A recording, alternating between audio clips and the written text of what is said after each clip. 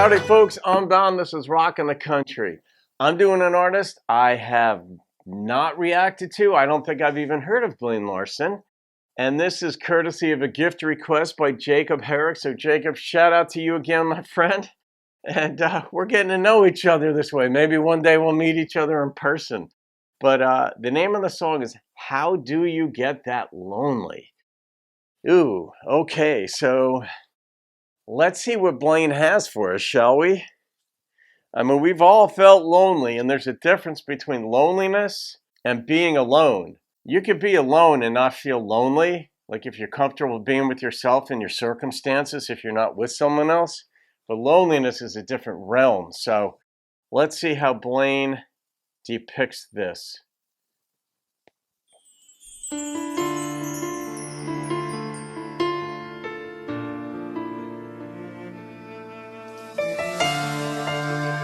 Interesting. Whenever they start with piano, it sets a mood. It was just another story printed on the second page, underneath the Tigers' football score. Michigan. It said he was only 18, a boy about my age. They found him face down on his bedroom floor. Oh boy. There'll be services on Friday at the Lawrence Funeral Home. Then out on Mooresville Highway, they'll lay him 'neath the stone. How do you get that lonely? How do you hurt that bad? That's what it is. To make you make the call that having no life at all is better than the life that you had. Pain. How do you feel so empty? You wanna let it all go. How do you get that lonely? And nobody knows.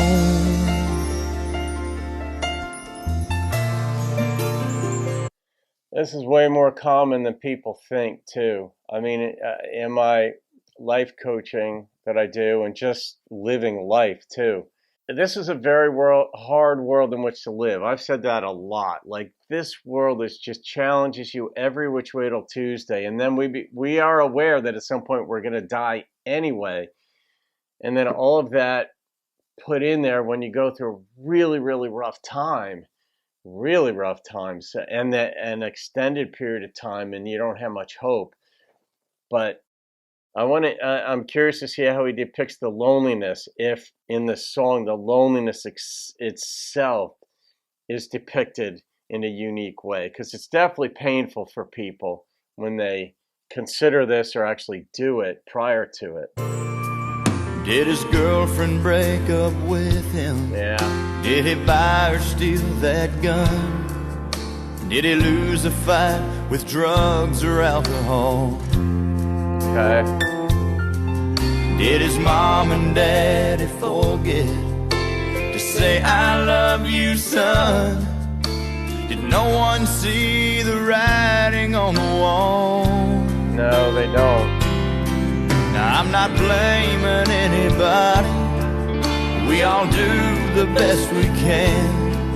I know hindsight's 20/20, Yeah. but I still don't understand. How do you get that lonely? How do you hurt that bad? To make you make the call that having no life at all is better than the life that you had.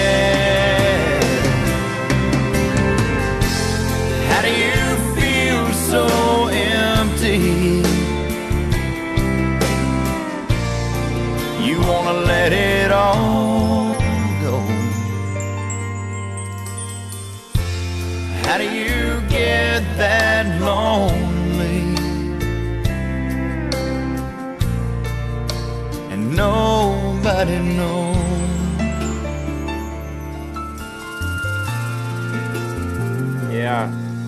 It was just another story printed on the second page underneath the Tigers' football score.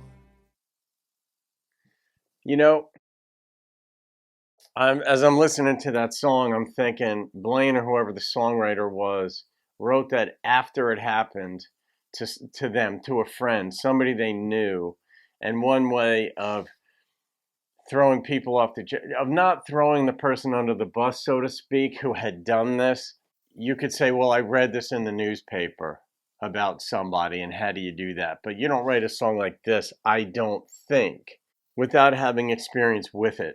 Because some of the things that were said in this were very, very deep, very poignant, and it isn't something you would just, I don't think it isn't something you would just write. And it flowed in such a way that this doesn't strike me as a song that too many lyrics were added later to modify the song or say something a little differently. I mean, you always tweak them a little bit, but this struck me as a song that flowed with from beginning to end in not only how the thoughts came to our ears, but in how they actually went down on a piece of paper.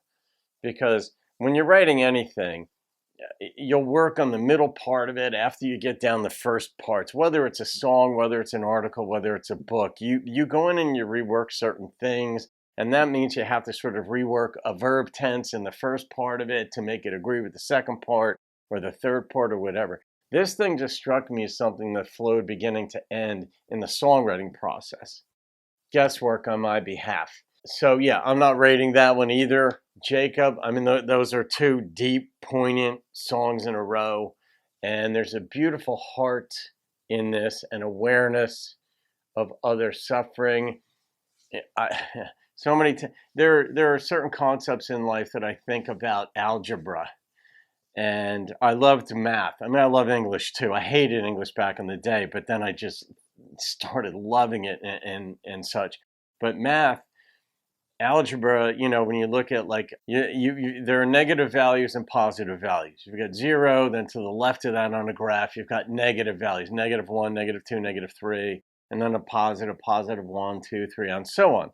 And so you learn the concept of negative numbers, which is a bold concept mathematically to have invented to begin with.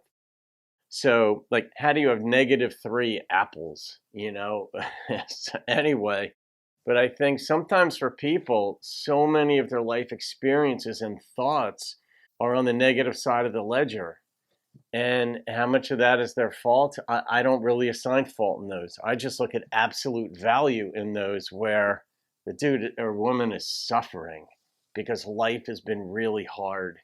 It's just hard. I mean, the more I talk with people, not only in my regular line of work, but just in life, it's hard, and in my own life. I mean, I know heartbreak in my own life and sadness and what's going on in this world and why are people so divided, and I have thoughts on it and I write articles on it and such, but I hear a song like this and it just shows a real beautiful heart to try to understand the pain someone else feels. And it's very well done. So Jacob, shout out to you. Thank you again for the gift and for another poignant, deep, reflective type of song.